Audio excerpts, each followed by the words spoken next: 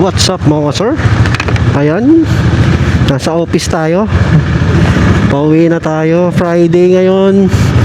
So rush hour. Ito nga pala yung bago natin jacket, oh. KTM Red Bull, oh, di ba? Bagay na bagay sa RC natin, oh. Di ba? So ayan, let's go. Bago mag-traffic. Peace. Dito tayo dad sa likod. Kasi tayo magpapagas. So yan, oh, 1 bar na lang. Let's go. Ba tayo dito, papagas tayo sa Shell. Ayan, oh, traffic na. EDSA.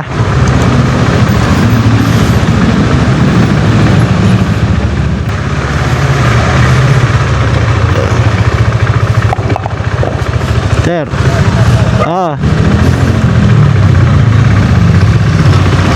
Alright. Ito yung likod eh. Actually, ito yung likod ng office namin. Tagusan yan eh. Kabilaan pag nagpagas ka dyan, EDSA na yan. So parang umiikot lang tayo.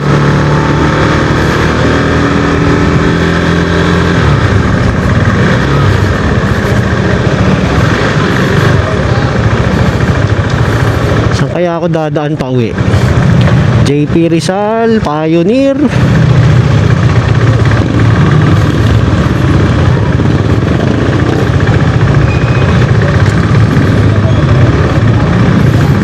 Doon tayo sa Shell. Sa Shell ako lagi nagpapagas eh. Yung 95 binagagas ko. Minsan yung 97. Pero 95 lang. Ano na eh, maganda na eh. Try natin yung 97.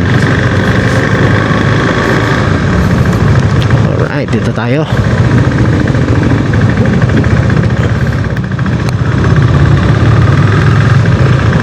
Hey.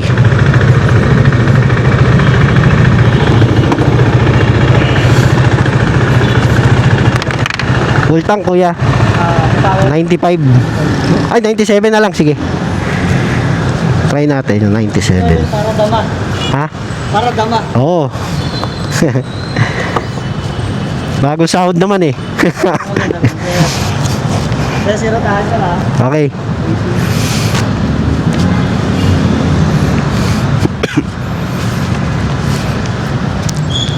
Shoutout ka muna kuya. Naka-vlog tayo. Ayan. Hi. Ano page mo sir? Subsrider kuya. Ano sir? Subsrider. Oo. Search mo yan. Bago lang ako eh. Hindi sir, dadami yan. Ayun natin, di ba? Oo, di ba? Enjoy lang ang pagbablog. No? Malay mo, biglang mag-boom. Hindi mo lang sa kamasaya. Hindi naman pera habol mo eh, di ba? Yung joy lang. May mapapanood ka pagka wala kang magawa, di ba? Ito yung... Di ba? Panoorin mo yung sarili mo. Thank you. 300. Last ka sir? Wala. Ayan. Ayan, 300. Oh, full tank si RC. Ano yan? 9.5 liters. KTM RC 390.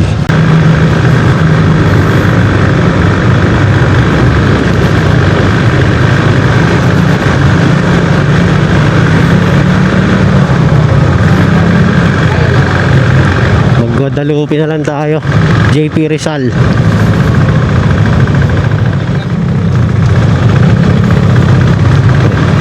Ayan, ganda rito pag inabot ka ng 5.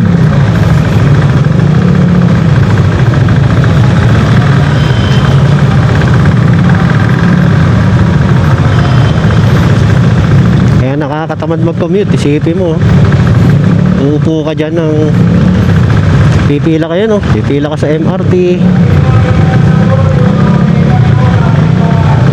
pipila ka sa van, di ba? Ito, makakauwi ka kagad pag nakamotor ka.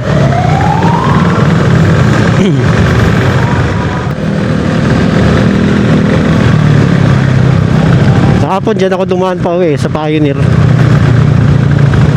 matraffic.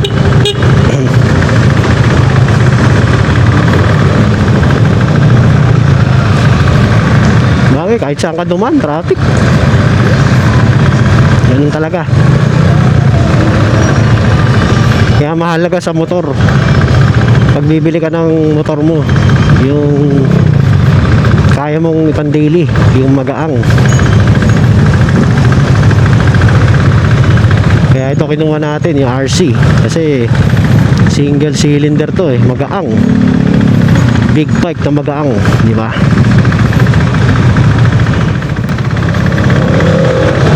Ito yung isa sa reason yung bakit RC390 pinili ko Malaking reason yung magaang siya. At saka matipid sa gas. Kaya kinuha natin over dun sa pinagpilian nating isa na Ninja 400. Yung kasi mabigat.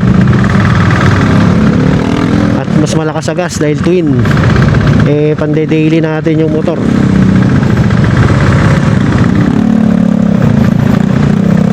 Mahirap ipan-daily yung mabigat tsaka malakas sa gas.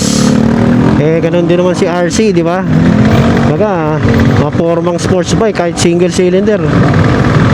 Expressway legal naman, yun naman habol ko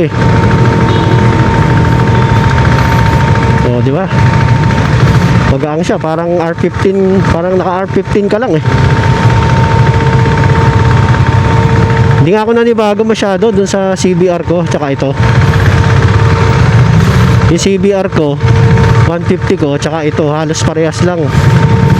Ang kaibahan lang mas yuko to tsaka mas malakas ang torque, pero yung bigat niya walang halos pinagbago konting difference lang. Siguro mas mabigat lang to ng mga 15 kilogram, mga ganun, 15 to 20 siguro. Kasi isipin mo big bike to ang 165 kilogram, ganun kagaang. Yung RC 390 pati yung bago, yung GP edition, ganun, di ba? Yung CBR ko 142 kilogram, 145 parang ganun. 20 lang, isipin mo 20 kilogram lang, naka big bike ka na.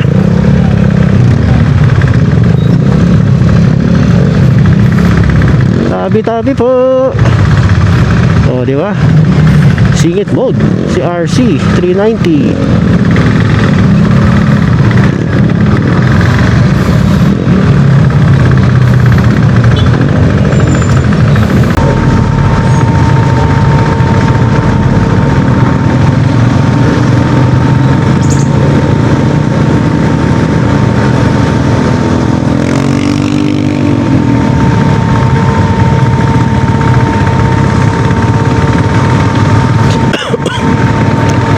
Nuubo tayo. Puso sakit ngayon, malamig Puso flu. Pag ginaw kasi. Tsaka doon sa office namin, pag may inubo na isa, sinipon at pumasok, wala na. Hawa-hawa na kami. Nasa isang malaking kwarto kami malaking enclose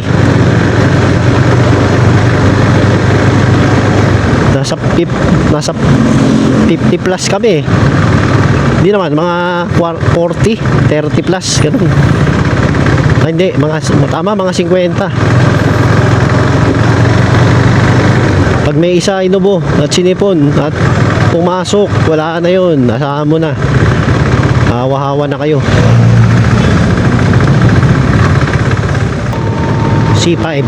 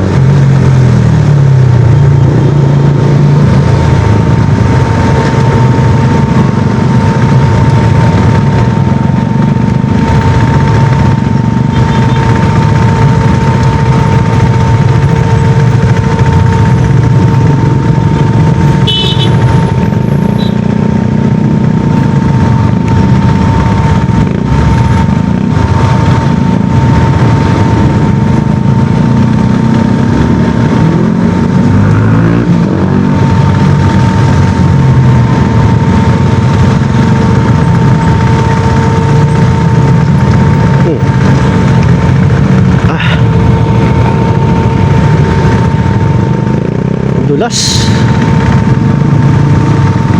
Ang dulas. Uy. Madulas, Brad. Madulas yung ano. Madulas tong ano. Madulas. Buti hindi ako na ano. Ngayon, ang dami na dulas, oh. Madulas. Woo! May ewan ko kung oil ba yun. Muntik ako madulas. Di mo, ang daming sumemplang. Grabe. Ito nga tayo, putang ina. Pag nire-rear brake mo, umi-slide. Puta.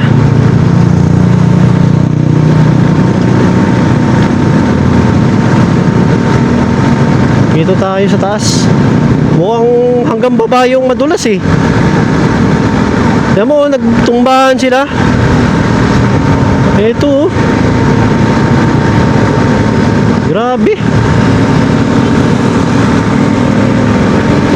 Buti hindi ako natumba. Thank you, Lord. Ay nako. Muntik na eh. Gumewang-gewang ako eh. Buti na hindi tayo nag-ano.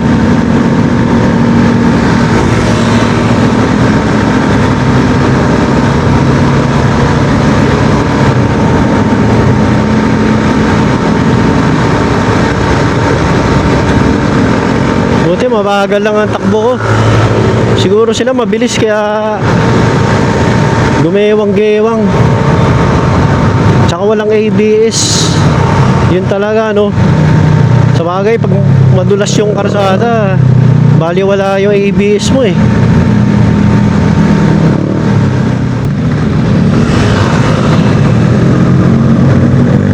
Ano kaya yun? Yung tumapon na yun.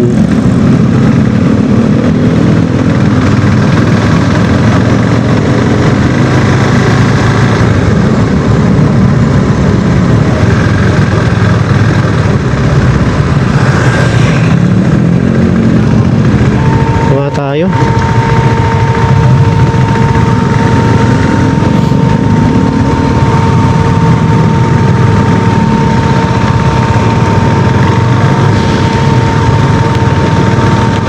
Basa-basa rin yung ano. Feeling ko ano yun, madulas eh. Hindi siya tubig eh. Kasi tubig di naman ganun kadulas. Yung magre-rear brake ka lang, gegewang ka.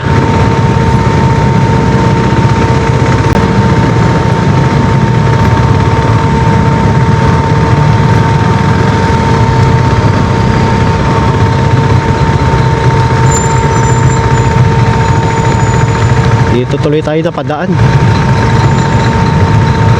Kasi yung nakita ko yung pababa niya, basa rin eh. So mahirap yun. Pababa, tapos madulas. Dito tayo.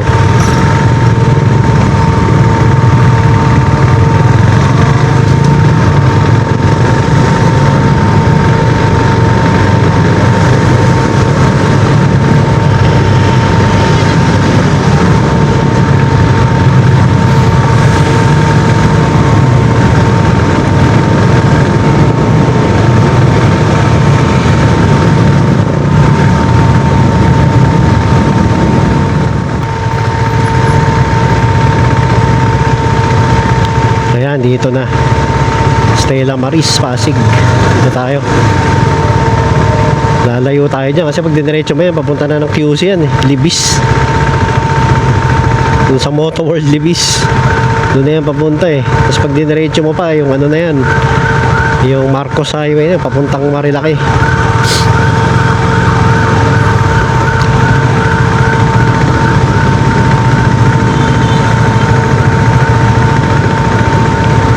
At least dito hindi tayo masyadong lumayo.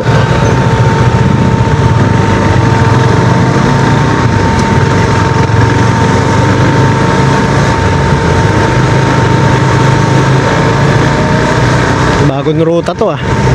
Hindi ako nakadaan dito eh, pero alam ko to. Hindi nadaanan ko to pag papunta ako Moto World. Pero pagka pauwi, hindi ako dumadaan dito. Ngayon lang ako dumaan.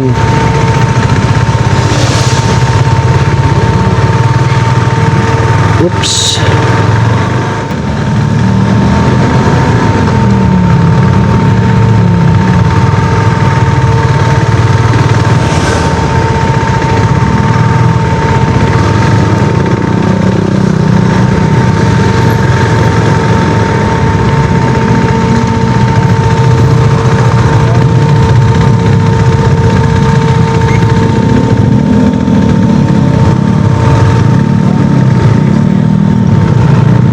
Tayo.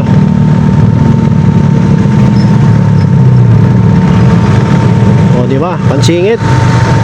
Si RC, sports bike na subsob.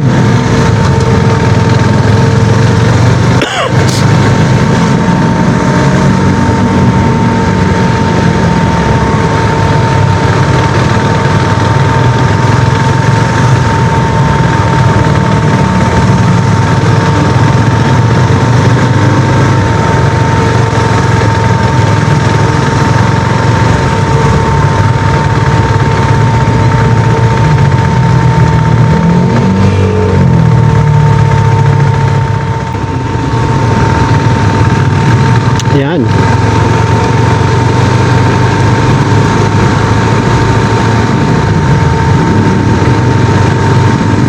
Alright.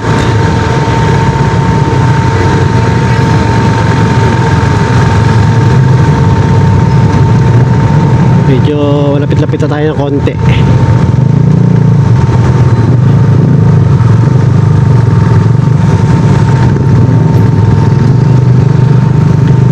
Yan. Actually mga sir, itong RC390, hindi ko nire-recommend sa inyo na ipan-daily nyo.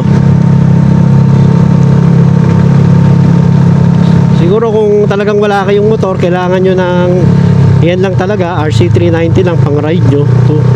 Tulad ko, wala ako ibang motor, napilitan ako ipan-daily, pero wala eh, kailangan talaga eh, kesa maluma lang sa garahe ko.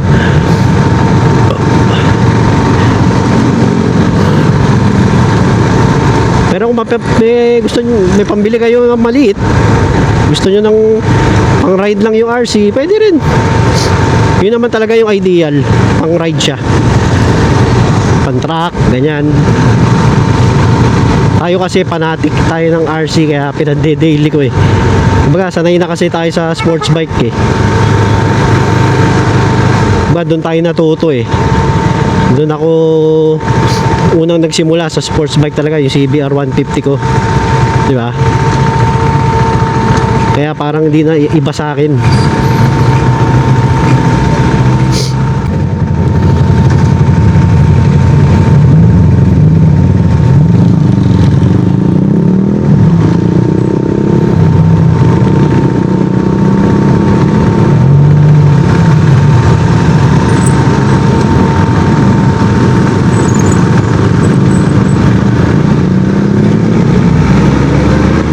Yan.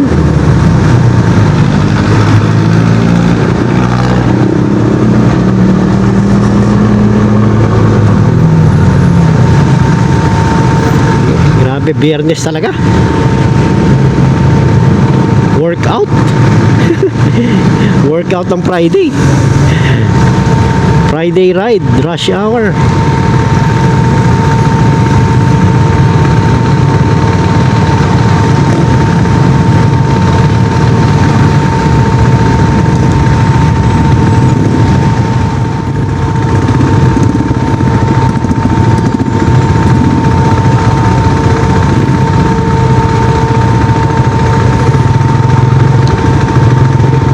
Siya. Diba? Ayan.